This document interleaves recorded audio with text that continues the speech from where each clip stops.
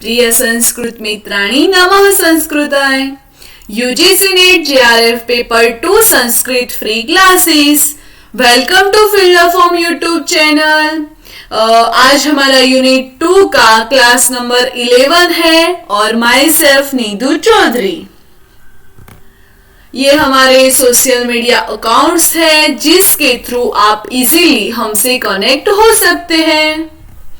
ये हमारी एप्लीकेशन है जिसमें free notes, live classes, 5000 plus MCQ plus PYQ और फ्री बुक्स है जो आप इजीली रीड आउट कर सकते हैं।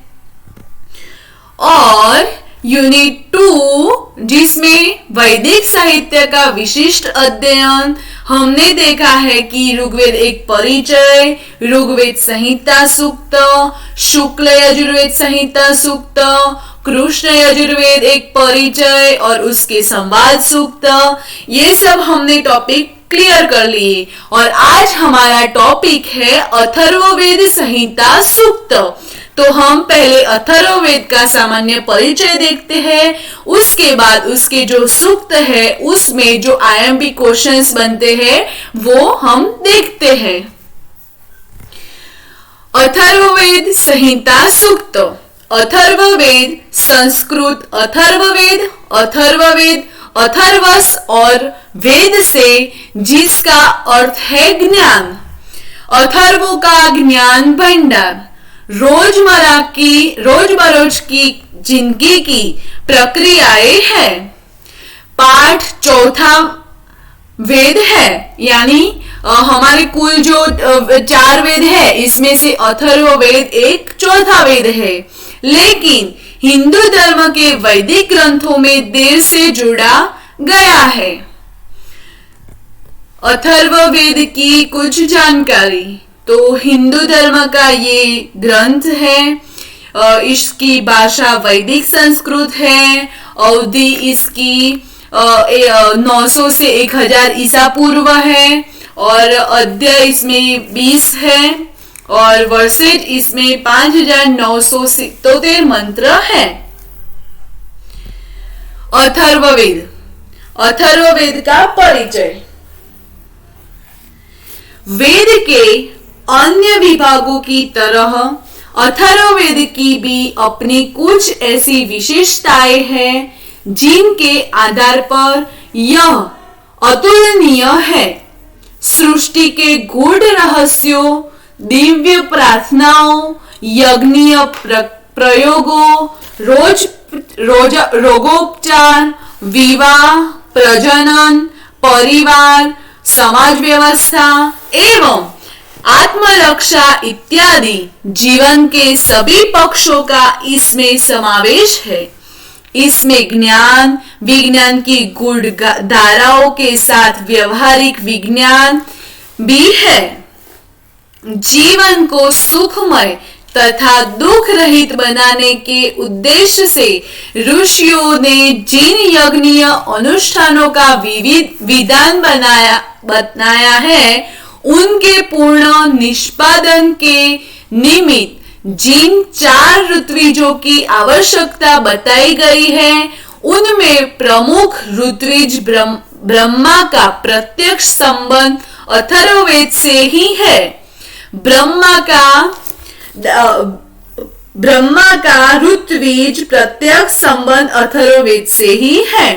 ब्रह्मा का दायित्व यज्ञ संबंधी नाना विधियों का निरीक्षण तथा त्रुटियों का परिमार्जन करना है।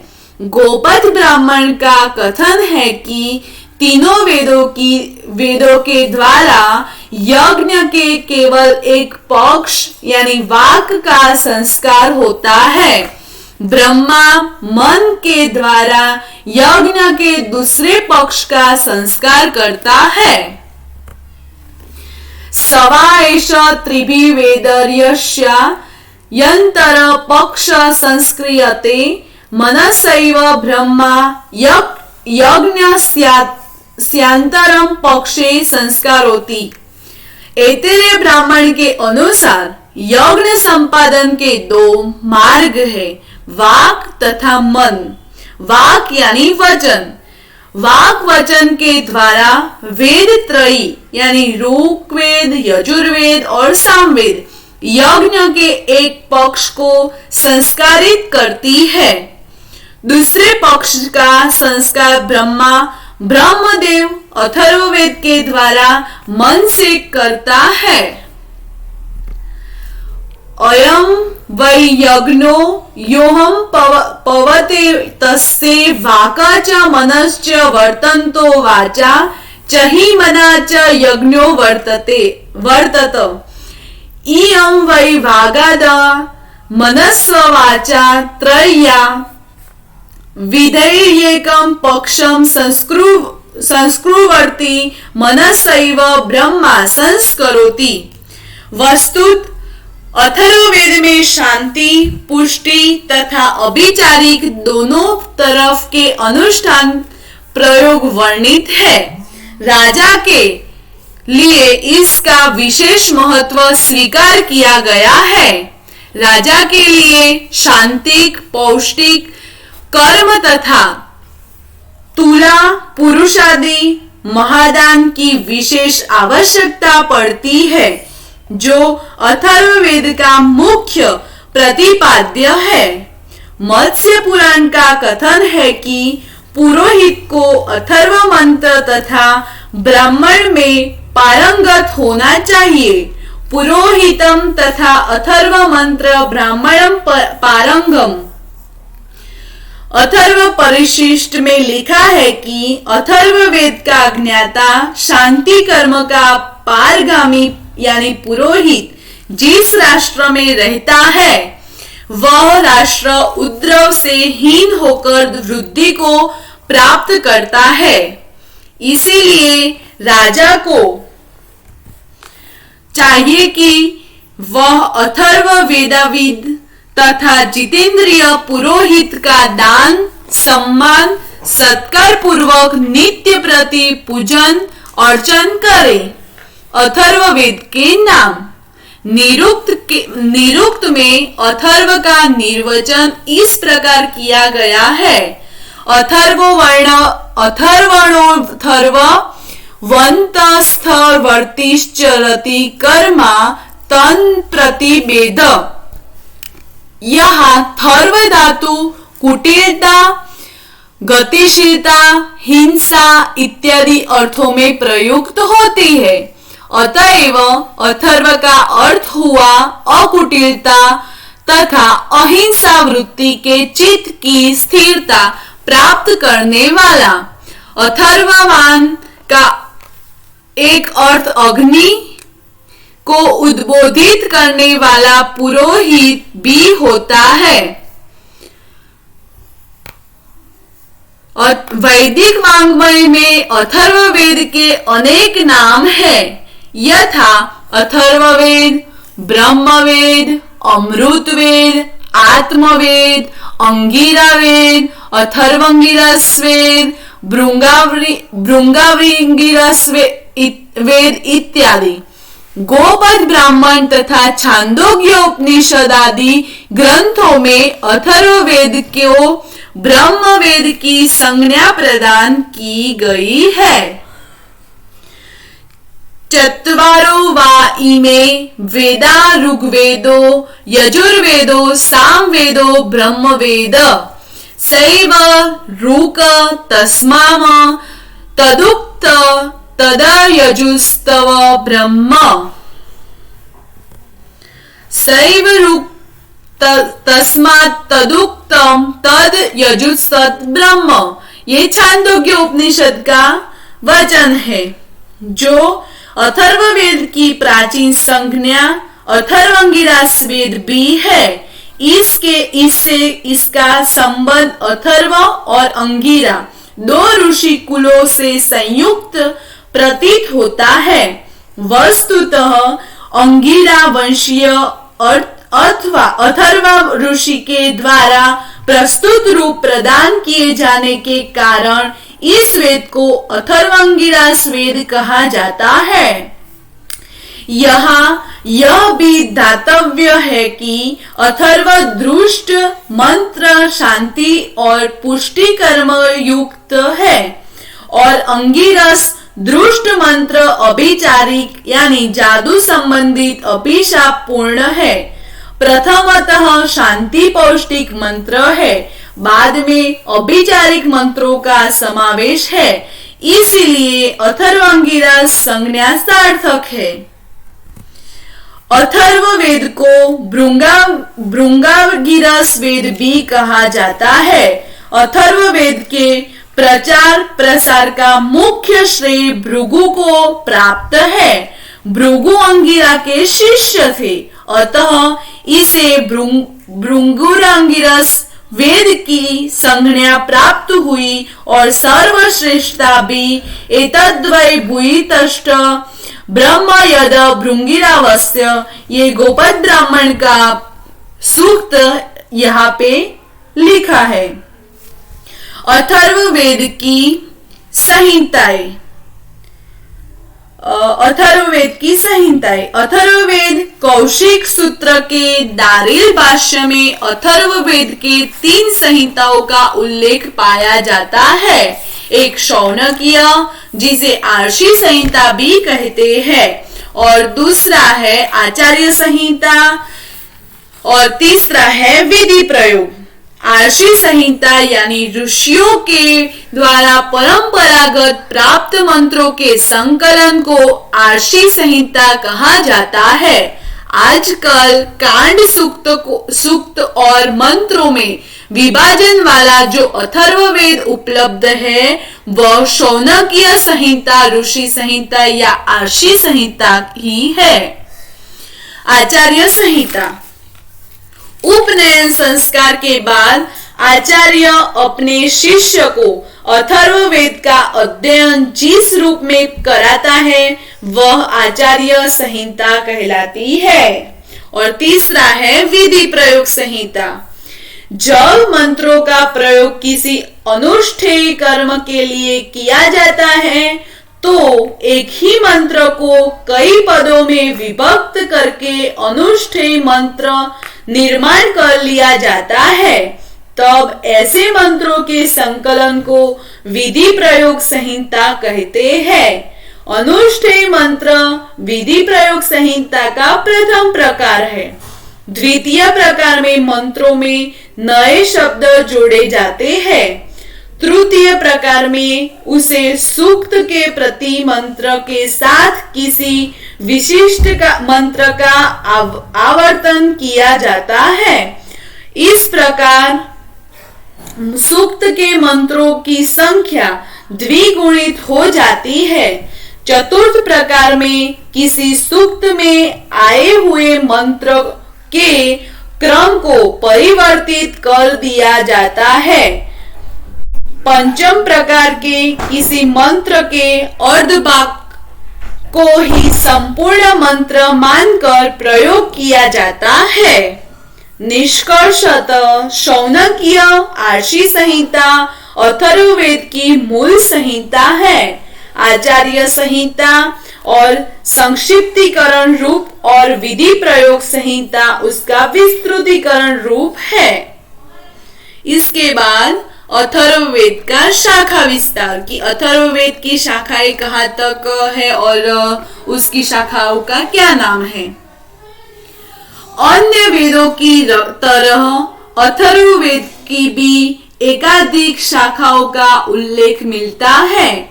सायण भाष्य के उपोद्घात, प्रपंचल, हृदय, चरण व्यूह यानी व्यासकृत तथा महाभाष्य जो पतंजलि कृत इत्यादि ग्रंथों में अथर्ववेद की शाखाओं का उल्लेख पाया जाता है। महर्षि पाणिनि के महाभाष्य में अथर्ववेद की 9 शाखाओं का उल्लेख मिलता है। नवदा अथर्वणो वेदः महर्षि कात्यायन कृत सर्वानुक्रमणि नामक इस ग्रंथ में इस संबंध में 2 मत उद्धृत किए गए हैं। प्रथम मत के अनुसार अथर्ववेद की 15 शाखाएं हैं। वेदों की शाखाओं और का प्रामाणिक वर्णन प्रस्तुत करने वाले ग्रंथ चरण व्यूह में अथर्व संहिता के 9 वेद स्वीकार किए गए हैं, जो इस प्रकार है। पहला है पेपलाद, दूसरा है दान, तीसरा है प्रदान, चौथा है स्थान, पांचवा है स्तौन, छठा है ब्रह्मदाबल, सातवां है शौनक, आठवां है देवदर्शक और नौवां है चरणविद। आचार्य सायण ने भी अपनी अथर्ववेद भाष्य भूमिका में इनकी 9 शाखाएं ही स्वीकार की है। वे इस प्रकार है। पहली है पेपलाद, दूसरी है तौन, तीसरी है मौन, चौथी है शौनकीय, पांचवी है जाजल, छठी है जलद, सातवीं है ब्रह्मवेद, आठवीं है देवदर्शी और नौवीं है चारणवेद। वर्तमान में केवल 2 शाखाओं यानी पेपलाद और शौनकीय से संबद्ध संहिता ही उपलब्ध होती है। इसमें भी एक में शौनक संहिता ही आज की प्रचलित संहिता है। दूसरी पेपलाद संहिता यदा कदा किसी पुस्तकालय में ही दर्शनार्थ उपलब्ध है। पेपलाद संहिता, तो पेपलाद संहिता के बारे में देखते हैं कि प्रप्रचल हृदय नामक ग्रंथ के अनुसार इस संहिता के आदि मुनि प्रसिद्ध अध्यात्मवेत्ता पिपलाद है। 20 कांडात्मक इस संहिता की एकमात्र प्रति कश्मीर में उपलब्ध हुई, जो शारदा लिपि में थी, जिसे कश्मीर नरेश ने प्रसिद्ध जर्मन विद्वान डॉक्टर राथ को 1885 में उपहार स्वरूप प्रदान की थी। उसी की फोटोकॉपी 3 प्रति में 1901 में ईसा में डॉक्टर राथ महोदय ने छपाई थी। महाभाष्य के अनुसार इस संहिता का प्रथम मंत्र शन्नो देवी रभिष्टय अपो भवन्तु पीतये शयं योरभिस्रवन्तु न है। छांदोग्य मंत्र भाष्य में भी इसी मंत्र को पिपलाद संहिता का प्रथम मंत्र स्वीकार किया गया है। शन्नो देवी अथर्ववेदादि मंत्रोयः पिपलादः दृष्टः। आजकल की प्रचलित संहिताएं यानी शौनक में यह मंत्र प्रथम कांड के 6ठ सूक्त में पहले मंत्र के रूप में उपलब्ध है।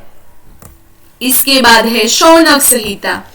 गोपथ ब्राह्मण तथा आजकल के प्रचलित अथर्व संहिता इसी शौनक शाखा की है।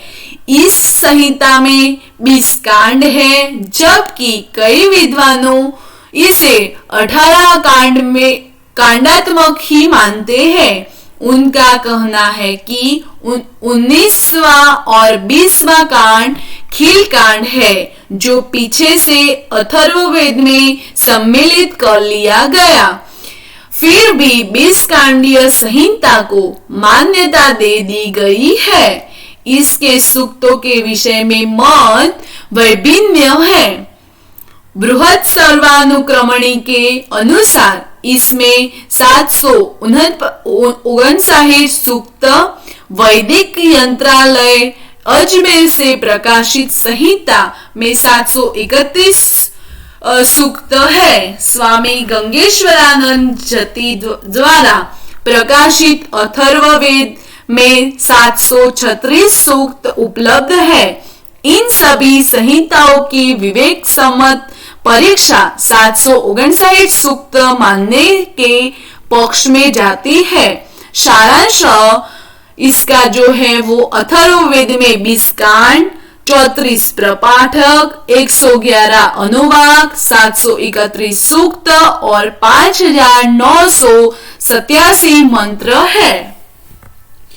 इसके बाद हम इसके जो संवाद सूक्त हैं उसके बारे में देखते हैं और जो आयम्बिक क्वेश्चंस है उसी को हम पढ़ते हैं, क्योंकि उसमें काफी सारे सूक्त में मंत्रों की संख्या भी है। जो है राष्ट्राभिवर्धन सूक्त में 29 सूत्र है, मंत्र है। उसके बाद काल सूक्त में 63 है और उसके बाद भूमि सूक्त में 63 है। और हाँ, तो फिर हम इसके बारे में उसके ऋषि और उसके देवता और छंद और मंत्र संख्या इतना ही देखते हैं, और आगे का जो है वो हम सबको बुक्स में मिल ही जाता है। तो फिर हम परीक्षा की दृष्टि में जो भी आरंभिक क्वेश्चंस है उसके बारे में देखते हैं। तो हमारा अथर्ववेद का पहला संवाद सूक्त है जो राष्ट्राभिवर्धन संवाद सूक्त है, जो कि अथर्ववेद का है। और वो अथर्ववेद में पहले अध्याय में 29वां सूक्त है। और उसके ऋषि वशिष्ठ है, देवता इसके अभिवर्तमणि है और ब्राह्मणस्पति है, और छंद इसका अनुष्टुभ है, और इसके कुल मंत्र संख्या 6 है। इसके बाद काल सूक्त है। काल सूक्त अथर्ववेद के 19वें अध्याय का 53वां संवाद सूक्त है, जिसके ऋषि भृगु है, देवता इसका काल है, छंद इसमें त्रिष्टुप और निचृत, पुरस्वात और बृहति जो 6वें से 10वें में अनुष्टुप, ये सारे छंद इसमें प्रयुक्त हुए हैं और इसकी कुल मंत्र संख्या 10 है। इसके बाद भूमि सूक्त, और जिसे हम पृथ्वी सूक्त भी कहते हैं, और ये अथर्ववेद के 12वें अध्याय का पहला संवाद सूक्त है, जिसमें पृथ्वी यानी कि वैदिक ग्रंथों में पृथ्वी को माता के रूप में प्रतिष्ठा प्राप्त है, और इसका धावा और अधिक वर्णन है। ये सब इसमें वर्णित किया हुआ है। और इसका छंद त्रिष्टुप है, बुरी त्रिष्टुप भी है और जगती भी है। जैसे जैसे मंत्रों में जब जरूर पड़ी है तब बुरी त्रिष्टुप भी प्रयुक्त किया हुआ है और जगती भी प्रयुक्त किया हुआ है। और इसमें कुल मंत्र की संख्या 63 है। तो फ्रेंड्स, हमें एग्जाम में ऐसे क्वेश्चंस आते हैं कि भूमि सूक्त में मंत्र संख्या कितनी है, तो हमें फट से जवाब उसका देना है कि इसमें 63 मंत्र की संख्या है। तो ये हमारे अथर्ववेद के संवाद सूक्त थे, जिसके बारे में हमने जो एग्जाम की दृष्टि से जो पूछते हैं वही देखा है। और आपको जो आगे और पढ़ना हो तो हम आगे हमारा जैसा टाइम टेबल शेड्यूल मैंने सेट किया है उसी प्रकार से हम आगे देखेंगे। और आपको कुछ भी डाउट हो तो आप हमसे इजीली कनेक्ट कर सकते हैं। आप हमारे कॉन्टेक्ट नंबर भी है और हमारी वेबसाइट भी है, आपके पास सब है। बस आप प्रिपेयर करें और अच्छे से, और हमारा लक्ष्य वी वांट जेआरएफ को क्लियर करें। फीडबैक, फ्रेंड्स, आपका फीडबैक हमें अवश्य चाहिए, क्योंकि हम हमारी तरफ से जितनी भी मेहनत करते हैं और आप भी करते होंगे, पर आप आपके लिए करते हैं, और हम लोग जो हमारी फील्ड ऑफ फॉर्म की टीम है वो सब अपने अलावा आप सब स्टूडेंट्स के लिए भी मेहनत करते हैं। फ्रेंड्स, पीपीटी बनाने में भी बहुत टाइम लगता है और उसको रिकॉर्ड करने में भी टाइम लगता है। और आपको पता ही है कि मेरा अभी पीएचडी भी चल रहा है, तो मैं साथ साथ में सब कुछ मैनेज करती हूँ।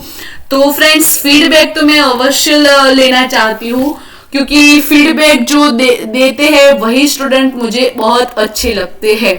चाहे कुछ भी आपके जैसे माइंड में जो सेट हुआ है वैसे आप फीडबैक देना चाहते हैं, तो वैसा कोई भी फीडबैक आप अवश्य जरूर दें। आपको ये क्लास कैसा लगा उसके बारे में कमेंट बॉक्स में अपना कमेंट करके नेक्स्ट क्लास में आपका सॉल्यूशन पाए। और फ्रेंड्स, हमारे सारे वीडियो को लाइक और सब्सक्राइब हमारे चैनल को जरूर करिएगा, ताकि बहुत सारे बच्चे हमसे जुड़ सकेंगे और हमारे वीडियो यूट्यूब पे जल्द से जल्द सबके पास पहुंच भी जाएंगे। ये हमारे सारे लिंक्स है जिसमें आप फॉलो भी कर सकते हैं और हमसे डायरेक्ट कनेक्ट भी हो सकते हैं और आपको नए नए अपडेट इजीली मिल भी सकते हैं। तो आप सब इसको फॉलो जरूर करिएगा। Thank you for watching this video. Have a nice day. Take care. Bye friends.